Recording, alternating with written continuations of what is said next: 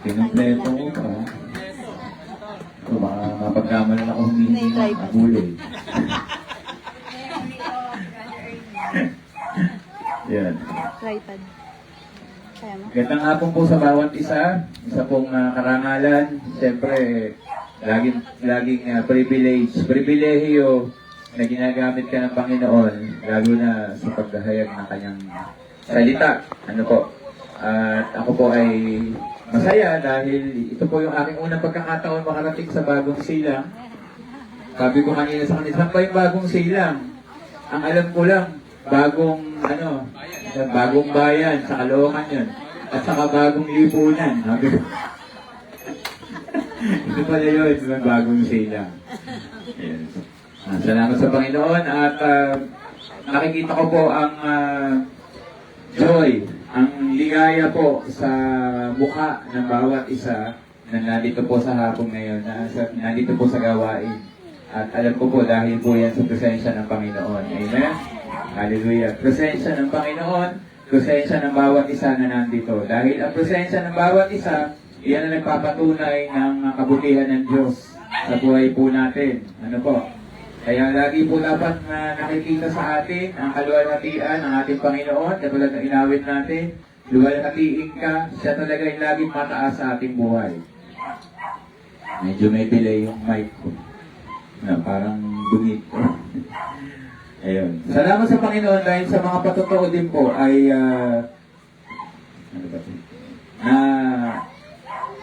napagtibay ko.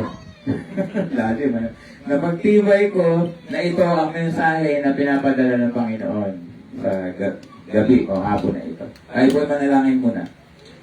Thank you, Lord. Salamat po, Panginoon, sa iyong kabutihan. Salamat po sa iyong presensya. At alam namin, Panginoon, na kapag nandun ang iyong presensya, kami po ay kumpleto. Andun po, Panginoon, ang lubos-lubos, ang pagpapala.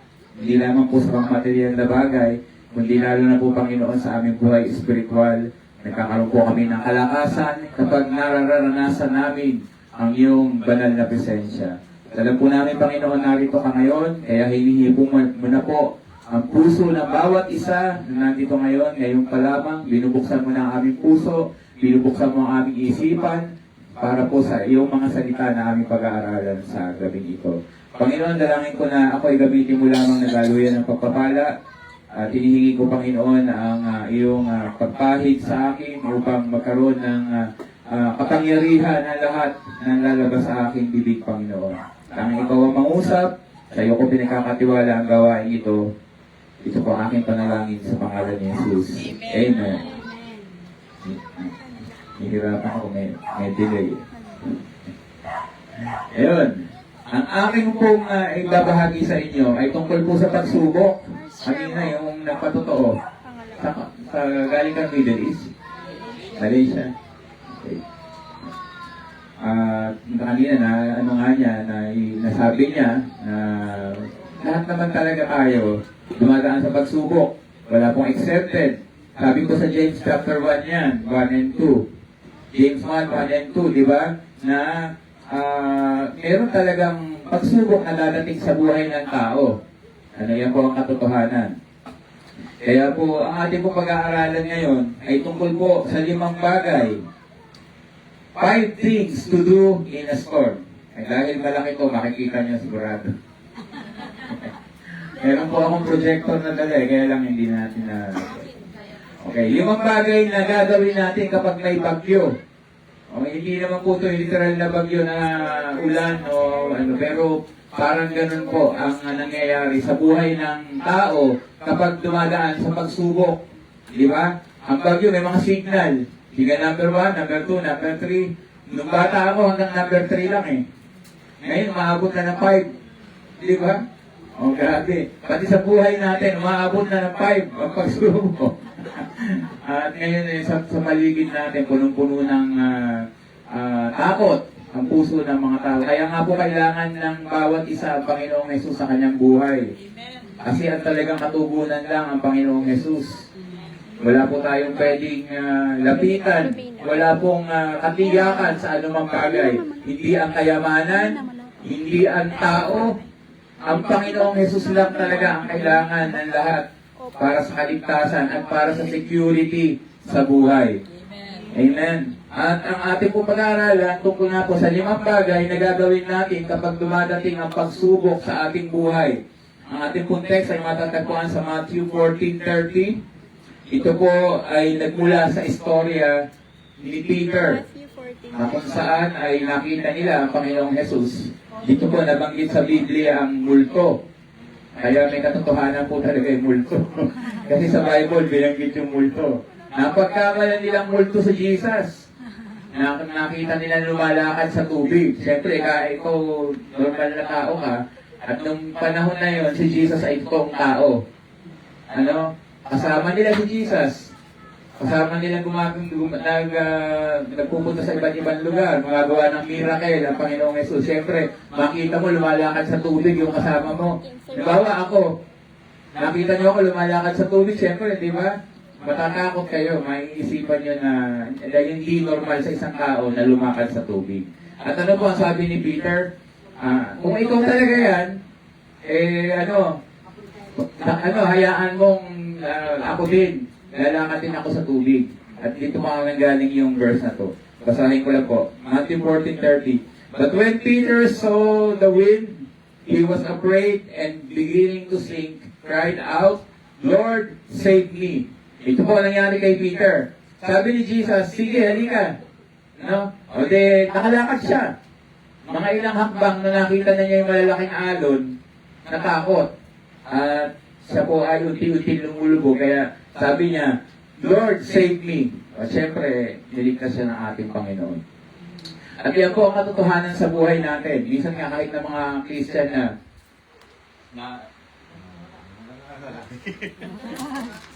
Ayan na, may multo.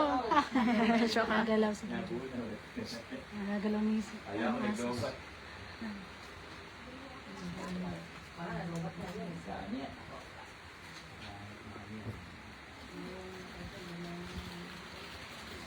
Dala ni Derek yun?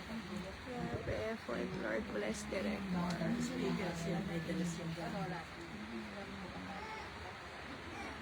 Napopost ba ito?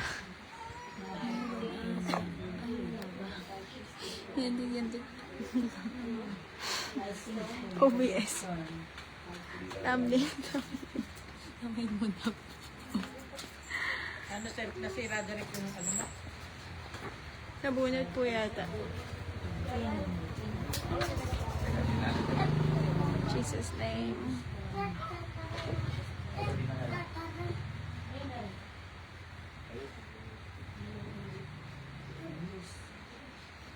Comment ka, Mars.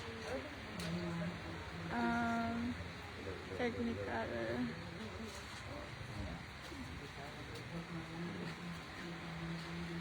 Ayun yung ano mo, yung parang direct kayo. nire-remote ko kasi. Line in. Hello. Check. Hey, check. Okay. Seven. Ano ba? Sorry. Macho. Ayan. Ito yung pinag-uusapan natin. Ayan, tungkol po kay Peter, ano? Ayan, natakot siya at siya ay lubog. So, tuloy na po natin. 5 bagay. Ano ba gagawin natin kapag may dumadating na bagyo o pagsubok sa buhay natin? Unang-una po, have courage because Jesus is with you. Sino po dito tumanggap na sa Panginoong Yesus? Taas po ang kamay. Ayan. So, almost 100%. Kasi hindi lahat nagtaas ng kamay. Pero paligay ko lahat tayo tumanggap na sa Panginoong Yesus bilang Panginoon at tagapagligtas. Amen? At kung ginawa mo na yan, ang sabi dito sa number 1, magkaroon ka ng lakas ng loob. Take courage. Have courage. Because Jesus is with you. Nasa iyo ang Panginoong Yesus. Kung mayroon man dumadaan na problema, may dumadating na problema sa buhay natin, tandaan natin, hindi tayo nag-iisa. Nandyan ang Panginoong Yesus. Sabi po dito, don't ever argue with fear. Just tell it where to go. Tell it to go talk to Jesus. Hindi natin kailangan labanan ang takot na sa pamamagitan ng sarili natin. Yung pong ibig sabihin nun, Huwag natin labanan sa pamagitan ng sarili natin. At sabihin daw natin dun sa takot, pumunta siya sa Panginoong Yesus. Ang Panginoong Yesus ang kausapin ng takot. Ibig sabihin, yung problema natin, huwag natin dinadala na mag-isa sapagkat nandyan ang Panginoong Yesus. Siya ang magbibigay sa atin ng katugunan sa ano. FM tender. Optical in. The Bluetooth device is ready to pair. Line in. Sorry. Nagkamali ako ng pindot. Pangit. Hello. Hey. Check. Yan. Maraming commercial. Ayan. Wag po nating labanan sa pamamagitan ng sarili natin ang anumang dinadala natin na problema. Sino po dito may pinagdadaan ng problema ngayon? Taas ang kamay. Hold up to. Lahat po tayo, di ba? Wala pong accepted sa sa trials. Kaya sasabihin daw po natin sa problema, ang Panginoong Hesus ang kausapin niya.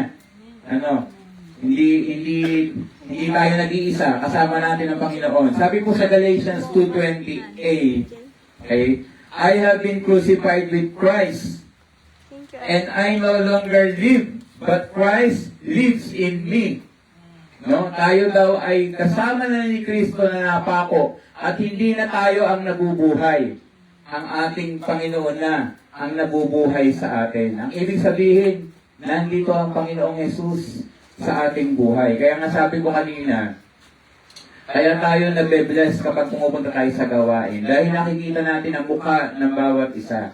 At yung mga mukha na nakikita nyo ngayon, may maganda, may pogi, may maganda, may pogi. Lahat tayo pogi at maganda. Walang pangit. Yung mga mukha na yan, ayan ang nagpapatunay ng pag-ibig ng Panginoong Yesus.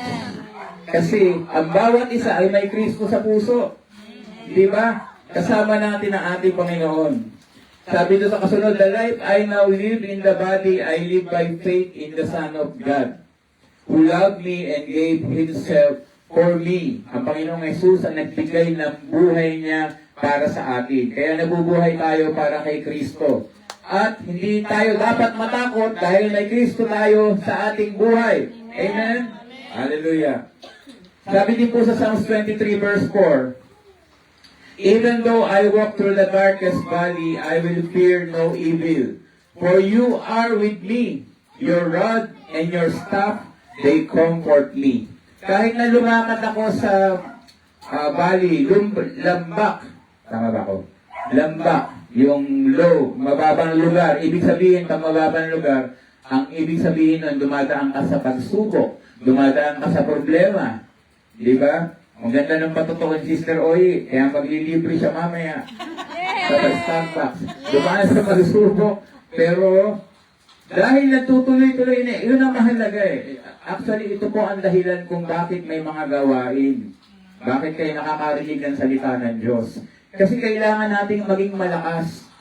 Kailangan natin magtuloy-tuloy. Kahit anong mangyari, kahit may dumaang problema, malaki man yan, maliit, magtuloy-tuloy tayo sa Panginoon. Kasi hindi nawawala ng kabuluhan ang lahat ng ginagawa natin. Sigurado, may dadating na pagpapala sa iyo. Kung ngayon dumadaan ka sa pagsubok, dumadaan ka lang dyan. Hindi ka mananatili dyan. At sa pagdaan mo na yan, tinuturuan ka ng Panginoon. Habang dumadaan ka sa pagsubok, natututo ka, lumalakas ka spiritually, pati yung pagkatao mo, marami ka natutunan sa buhay. After ng pagsubok, nandun yung tagumpay.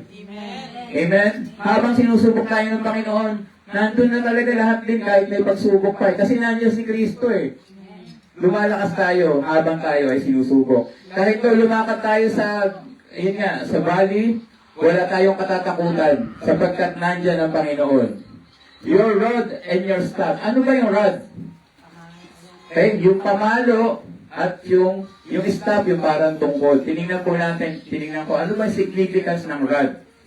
Sa mga pastol, kasi sa Psalms 23 po is, the Lord is my shepherd. Ang Panginoon ang ating pastol. Okay? So sa buhay natin, kapag mayroong gustong malakit sa atin, yung rod, yung pamalo na yun, yun yung security natin eh. Ibig sabihin, ang Panginoon, siya ang magtatanggol sa atin. Ano man dumating na pagsubok, pagtatanggol tayo ng Panginoon. Ano po, pagsubok sa pera, pagsubok sa puso, mga emotional, iba, yung medyo nasasaktan ka, pagtatanggol ka ng Panginoon. Eh yung stop, alam niyo ba kung ano itsura ng stop? Yun yung medyo nakaganon. Ginagamit na tungkod ng mga pastol yun. At alam niyo ba kung bakit mayroong ganon? May kawit. Oh, yun. Kasi ang mga tupa po, medyo matitigas ang ulo niyan. Ganon ang ganon yan. Pagka nasa pastulan, kung saan nagpupunta. Ganon po tayo. Di ba? Kahit na born again na, kahit na Christian na, dumadating talaga yung panahon na lumalayo ka sa Panginoon. Mas ginagawa mo yung gusto mo. Ano? Kaya pag nakikita ng Panginoon, mapapahama ka na, malalaglag na yung tupa, gagamitin niya yung kalawit na yon para hilahin ka at hindi ka malaglag. Ganon tayong kamahal ng Panginoon. Amen? Hallelujah. Salamat po sa Panginoon. And then pangalawa, mabilis na po tayo. Basa. Take a risk in faith. Okay. Don't ask God to bless what you are doing. Siguro, magtatanong kayo, ano? Lagi ko sinasabi kay Lord, i-bless yung ginagawa ko. Mamaya, paliwanag po natin. Don't ask God to bless what you are doing. Instead, do what God is blessing. Tagalogin natin. Huwag mo sabihin sa Panginoon na pagpalain yung ginagawa mo. Huwag mo hilingin sa Panginoon. Sa halip, gawin mo kung ano yung ginagawa ni Lord na mayroong blessing. O parang ganito, gawin mo yung ipinagagawa ng Panginoon sa'yo na alam mong mayroong blessing. Ano po?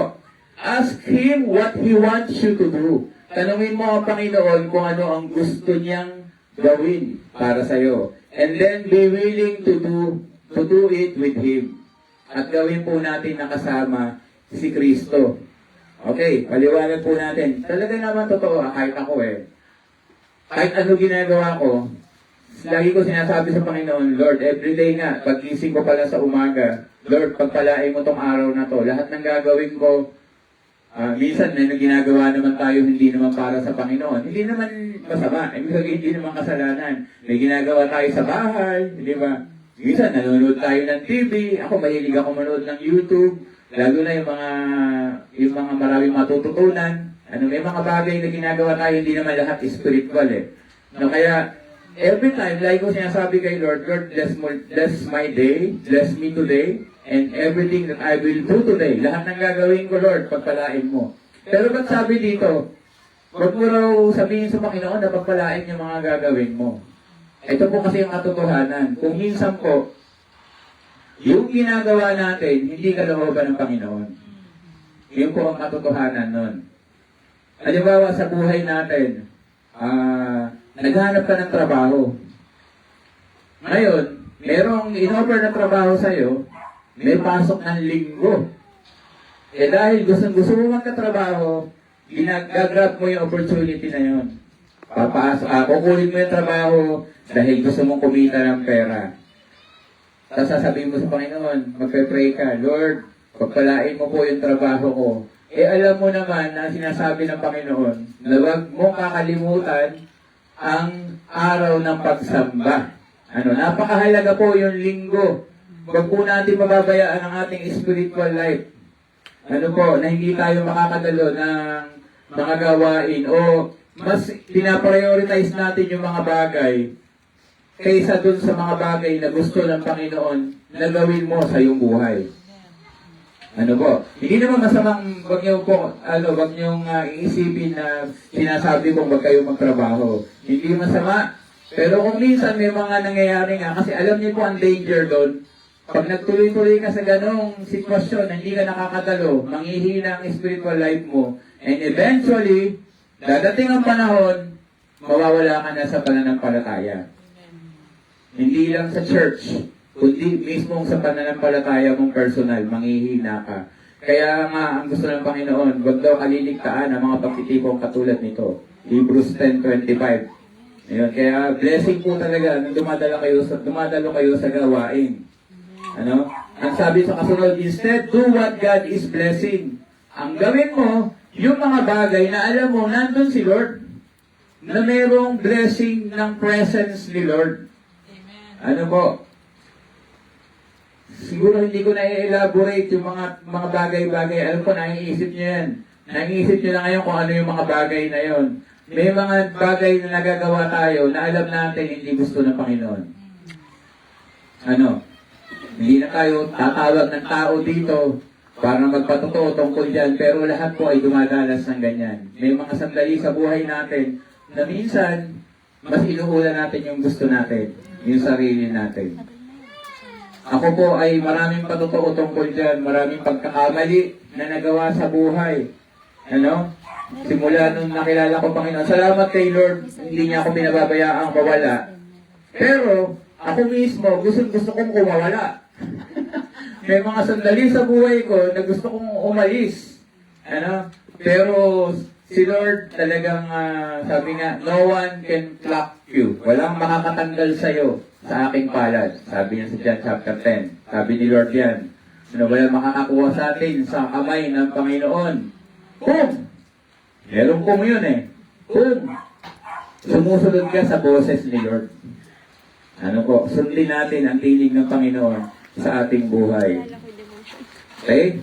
O, ano yung number 2? Take a risk. Ano ba yung risk?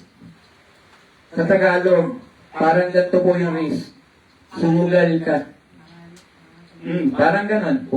Alam mong medyo alanganin ka doon, pero susunod ka. Kasi yun ang gusto ng Panginoon. Ano po? Natatandaan niyo po ba si Abraham? Si Abraham po ay tinawag na kaibigan ng Diyos. Friend of God. Bakit? Si Abraham ay inutusan ng Panginoon na umalis sa kanyang lugar. At pumunta sa isang lugar na hindi niya kilala yung mga tao, hindi niya alam kung ano mangyayari sa kanya. Pero dahil kilala niya ang boses ng Panginoon, sumunod siya. At alam niya na ang kasunod doon. Ano nangyari? Became the Binless father siya of ng all Panginoon. nations. Kaya sa buhay po natin, kung merong pinapagawa ang Panginoon sa inyo na sa tingin ninyo parang hindi nyo kaya, pero alam ninyo na boses ni Lord yun, sundin nyo lang. Dahil nandun talaga yung pagpapala. Nung pinag-aaralan ko to, pinag-pray ko yung narinig nyo kanina, yung sinasabi nila. Sabi ko, Lord. Actually, pag pinakinggan mo na pupunta ako doon, parang okay. Pero sa totoo lang po, ang comfort zone ko talaga Kalumpit. Kasi bata pa lang ako, nasa Kalumpit na ako. 16 years old, tumutugtog na ako sa Kalumpit. Kaya parang, kung iwanan ko ang Kalumpit, parang ano. Pero, kung iyan ang pinapagawa ni Lord, take a risk. Amen. Number 3, by the way, isang verse. Proverbs 3:5, 6. Ay, kabisado to ng bawat isa. Sino pwede mag-quote? Mr. Oy, alam mo ba? Sige. Tagalog. Ganda Tagalog. Kayawi ka magtiwala, buong puso at lubusan.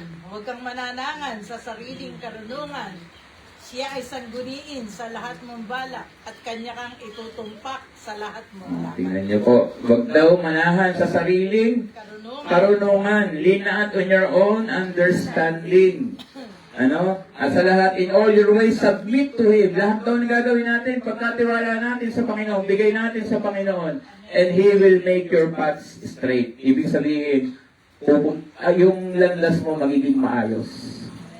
Kaya minsan nakakawindang-windang ang buhay natin. Mas nauuna yung sarili. Ano? So, si Lord dapat. Pangatlo, Stay focused on Jesus. ako, galing para mga estudyante. No? Stay focused on Jesus. Ano po nangyari kay Peter? Dahil tumingin siya sa alon, lumubog siya. The moment you take your eyes off the Lord, you're going under.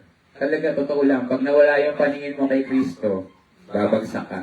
Matthew 14:30 says, But when Peter saw the wind, he was afraid, and beginning to sink, cried out, Lord, save me.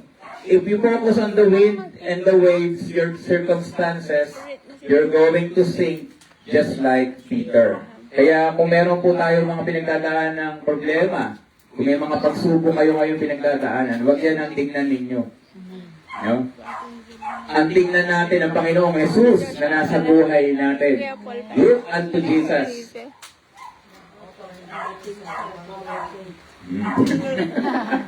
Pero babasahin ko tuloy-tuloy. Hebrews 12:1-3. Therefore, since we are surrounded by such a great crowd of witnesses, let us throw off everything that hinders and the sin that so easily entangles, and let us run with perseverance the race marked out for us, fixing our eyes on Jesus, the pioneer and perfecter of faith. For the joy set before him, he endured the cross, scorning its shame, and sat down at the right hand of the throne of God. Consider him who endured such opposition from sinners, so that you will not grow weary and lose heart. Tagalog po, sa abot na makakaya ko tatagalogin natin. Kaya nga, dahil tayo ay napapalibutan ng maraming saksi. Ibig sabihin, maraming nakatingin sa atin. Di ba, pag sinabing born again ka pa naman. Hindi narinig niyo ba yun? Kasi nga, mataas ang tingin sa born again. Pag sinabing born again, ang ano nila, perfecto, iisip nila, banal, di ba? Hindi nakakasala. Ayan, kaya sabi niyan, therefore, dahil marami nakatingin sa atin, let us throw everything. Itapo na po natin lahat ang nagiging hadlang, ang kasalanan na pumupulupot sa atin. Entangles.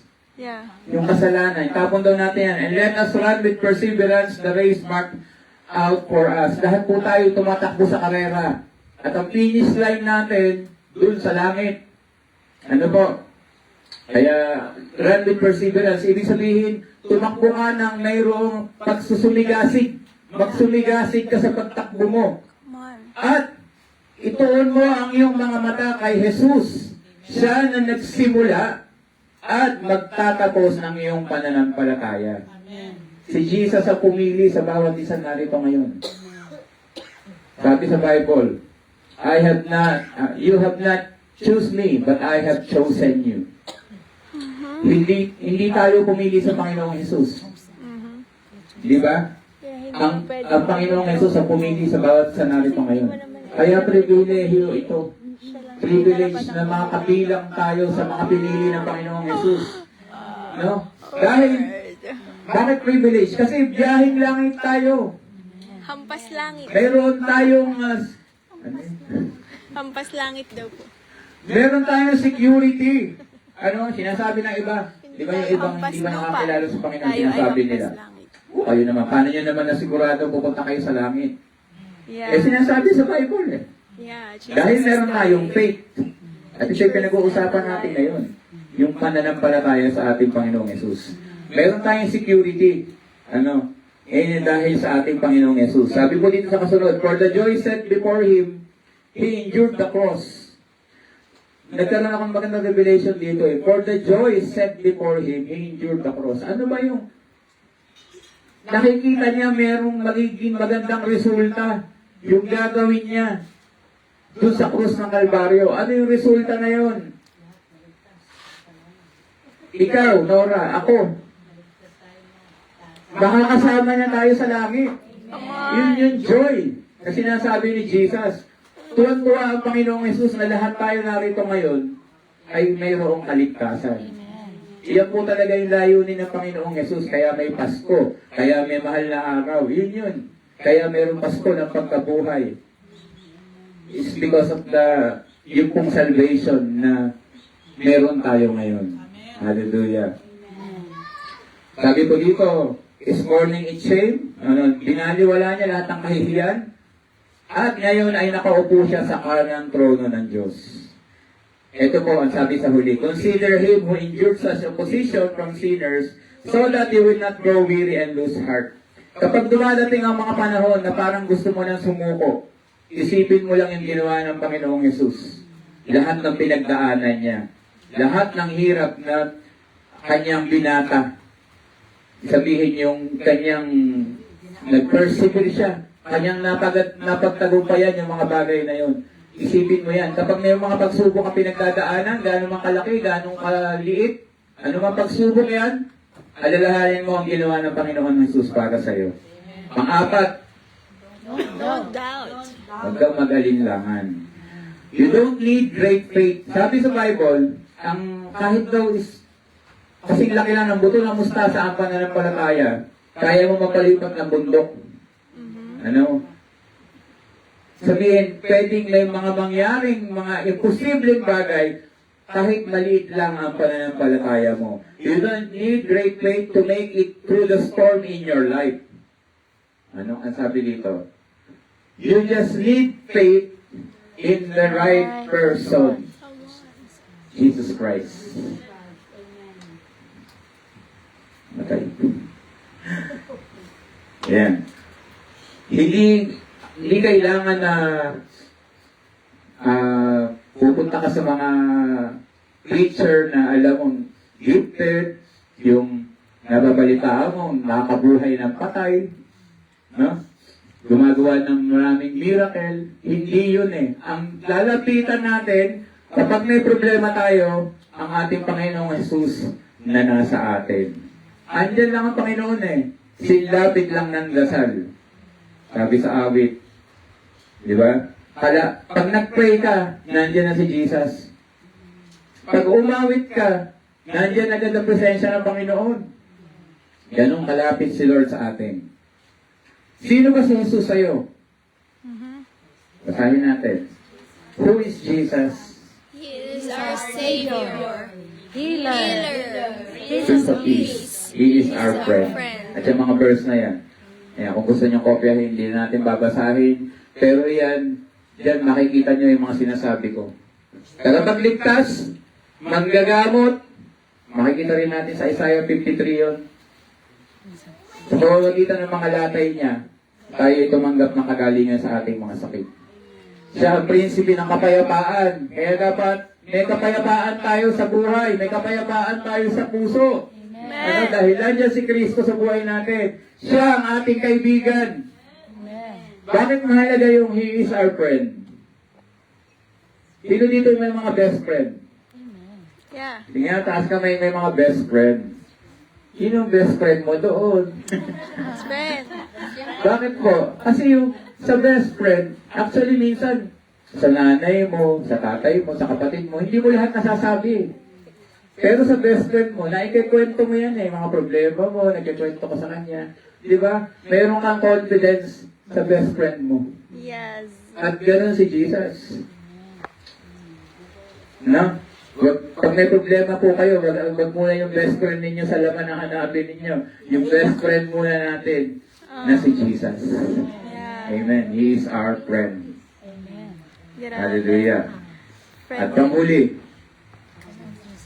anong gagawin mo kapag may bagyo? Praise God! Magpuri sa Panginoon. Even in the storm, even when you feel like you're sinking, even when you're scared to death, praise Him all the time. Thank God in the middle of the storm. Kahit may bagyo, kahit sa pakiramdam mo, lumulubog ka na, at sobrang takot ka na parang mamamatay ka sa takot, magpuri ka sa Kanya. Yan po sabi. Magpasalamat ka sa Panginoon sa gitna ng pagsubok. Sa gitna ng bagyo sa iyong buhay. No? Meron po tayong kanta ng araw. At SP, kaya mo kantahin yan. And I thank you, Lord, for the trials that comes my way.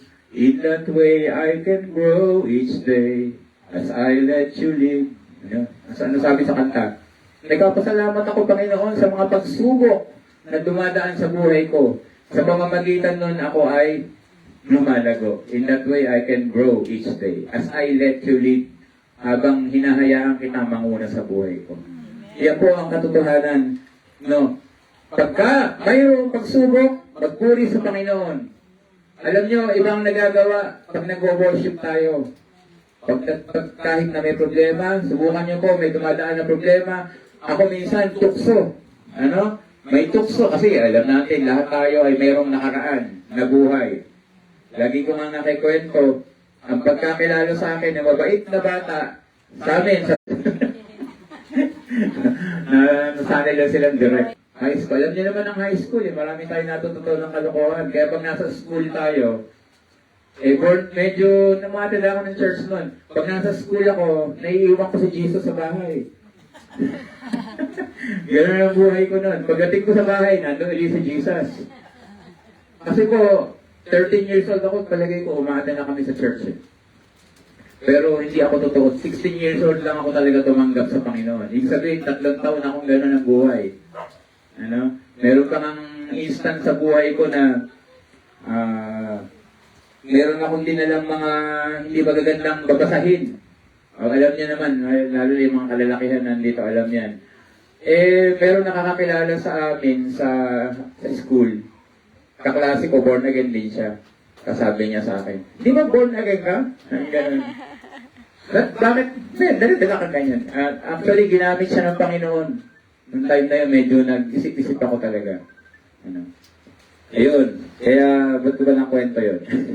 Ayun, tungkol sa pagpupuri sa Panginoon. Kasi po, yun nga, dumadating sa buhay ko minsan, may mga tukso, di ba? Ang ginagawa ko pag gano'n, nagpapatugtog ako ng mga praise and worship. Especially yung mga composition ko. Pag narinig ko yung mga composition ko, naku, grabe talaga yung ano ko sa akin eh. Kasi naiisip ko, hindi ko kayang gawin itong mga kanta na to eh. Kundi dahil sa Panginoon. Ano pag naririnig ko siya, yung areglo ko, yung tono, sabi ko, Lord, ikaw talaga lahat to eh. Kaya pag naririnig ko yun, talagang lumalakas uli yung aking spiritual na buhay. Ayan. Kaya magpuri po tayo sa Panginoon pag dumadaan sa mga pagsubok. God wants to know you. God wants you to know this. Dito na tayo sa pagtatapos natin. Sabi ng Panginoon sa iyo ngayon, I'm all you need. I can handle anything. Basahin natin sabay-sabay. Parang maganda. I'm all you need. I can handle anything. And I'll come walking on the very thing that scares you the most. I'm not just asking you to come to me. I'm going to come to you. Ano po sa Tagalog? Ano sa Tagalog? Ako ang kailangan mo. Ako lang ang kailangan mo. Kaya ko ang lahat ng bagay. Lalakad akong kasama mo, kahit sa mga pagkakataong sobrang nakakatakot. Kasama natin ang Panginoon sa paglakad. I am not just asking you to come. Hindi lamang kita tinatawag na lumapit sa akin. Ako mismo lalapit sa iyo. Amen? Kaya ang Panginoon po ang ating yakapin. Siya po ang ating security.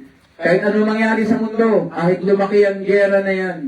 Alam niyo po, yung mga nangyayari sa palibot, sa buong mundo, yan po ay nakasulat talaga sa Bible. Tanda ng muling pagbabalik ng Panginoong Yesus. Kaya ang ating pong dapat gawin ngayon, maghanda po tayo.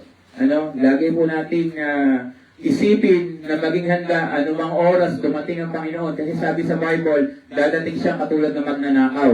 Ang magnanakaw hindi nagpapaalam. Magnanakaw. Heto, pag magnanakaw ka, magpapaalam ka ba sa bahay? Hindi. Dumadating yan, hindi mo alam. Ganun ang pagdating ng Panginoon. Ang pagdating daw niya, pag dumating yung mga panahon na parang may kapayapaan. Ano ba? Ganun ang tulad nangyayari ngayon. May gera sa Middle East, ang daming, dati sa ating bansa, ang daming problema. Tapos biglang peace. Bumaba bigla lahat. Bumaba yung gasolina uli. Bumalik sa normal lahat. O siyempre, para marirelax na tayo. Di ba? Minsan makakalimutan mo na naman yung mga naririnig mong salita ng Diyos. Nakalimutan mo na naman. Gumawa ka na ng sarili mong daan. Tapos biglang dumating si Lord. Di ba? Kaya nga po, kailangan laging maging handa po tayo. Amen. Kaya sa gabi pong ito, yan po ang sinasabi ng Panginoon. Siya ang ating bukod tanging kailangan sa ating buhay. Wala na pong iba. Wala po tayong ibang tatakbuhan. Hindi po mga pastor. Ang mga trabaho po talaga namin mga pastor. Ipag-pray kayo. Siyempre, gamitin kami ng Panginoon para sa kalakasan ninyo. Pero ang mga pastor po ay dumadaan din sa mga pagsubok yan. Kaya wala po kaming kapangyarihan. Ang may kapangyarihan yung Panginoong Diyos na gumagamit po sa amin. Hindi po yung mga mayayaman na tao. Hindi sila natin pwedeng takbuhan. Hindi po yung trabaho natin. Walang security dyan. Walang security sa trabaho. Pwedeng mawala yan.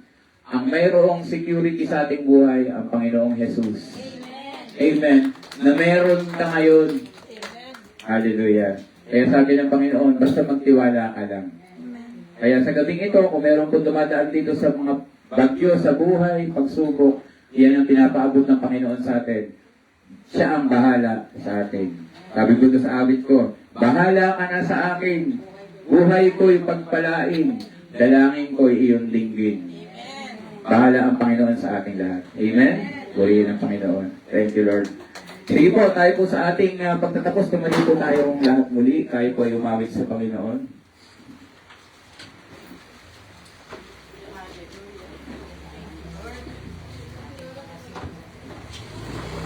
Thank you, Lord.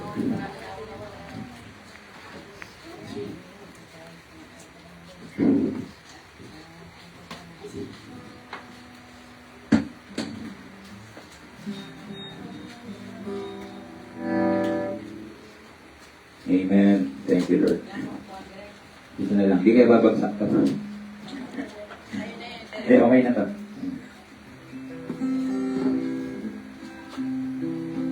Alam niyo po ba yung awit na pakilang katapatan? Ulitin po natin. Sadyang kay buti ng ating Panginoon, magtatapat sa habang panahon, maging sa kabila ng ating pagkukulang, biyaya niya'y patuloy na laan. Katulad ng pagsikat ng gintong araw, patuloy siyang nagbibigay tanglaw. Kaya sa puso ko't katapatan niya'y aking pupurihin. Dakila ka, O Diyos, tapat ka ng tunay, magmula pa sa ugat ng aming lahi. Ako'y mabunaw man maasahan kang lagi, maging hanggang wakas nitong buhay.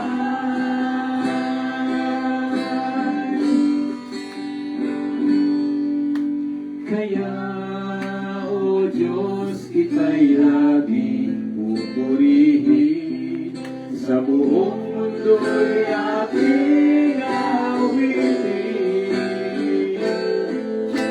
Dakila ang iyong katapatan, pag-ibig mo'y walang hanggan. Dakila ka, O Diyos, tapat ka ng tunay, magmula pa sa ugat ng aming lahi. Mundo'y magunaw man maasahan kang lagi, maging hanggang wakas nitong buhay.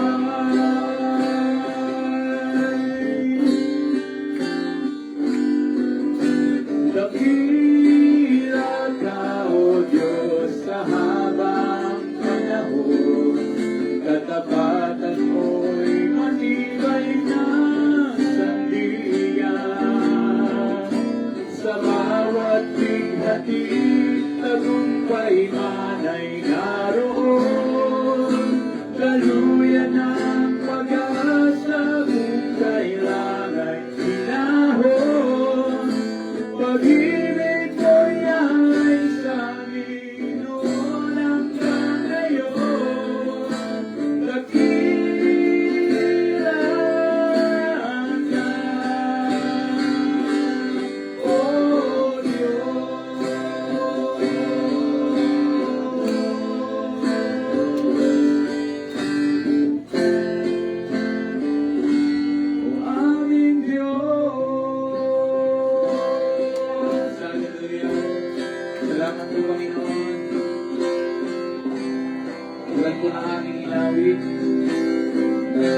dumaan man ang kapighatian sa aming buhay, dumaan man ang pagsubok, nandiyan ka, Panginoon, nananatiling ka pa sa aming buhay. Ikaw po, Panginoon, ang aming seguridad sa aming buhay. Hindi po ang tao, hindi po ang kayamanan, hindi po ang aming kalakasan, ang aming katawan, kundi ikaw, Panginoon. You're our security, Lord Jesus. Ikaw na nasa aming buhay, nasa aming puso. Hallelujah. Kaya, Panginoon, dalangin po namin na lahat ng aming narinig sa gabi ito, ito po ay magsilbing gabay namin, kalakasan namin sa aming paglakad, bilang iyong mga anak, hanggang sa iyong muling pagbabalik, madatnan mo kami, Panginoon, na tapat, na sumusunod sa iyong mga salita, tapat na naglilingkod sa iyo. Gamitin mo po ang aming buhay, Panginoon, at dalangin namin, patuloy po kami magdiwanag, makita po sa amin ang kaluwalhatian mo. Gamitin mo kami para mayroon mo pang mga kaluluwang lumapit sa iyo. Hallelujah. Magdiwanag ka sa aming buhay. Patuloy ka sumama sa amin at dalangin namin, Panginoon, na patuloy na magpapala ng iyong banal na presensya sa gabi nito.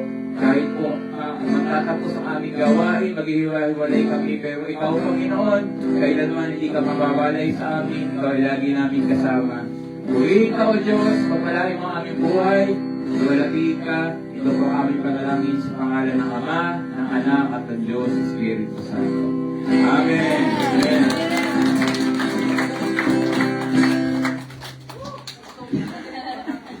Awit po. Bye po. Thank you, Lord. God bless po. Sa bawat isa, magandang gabi po.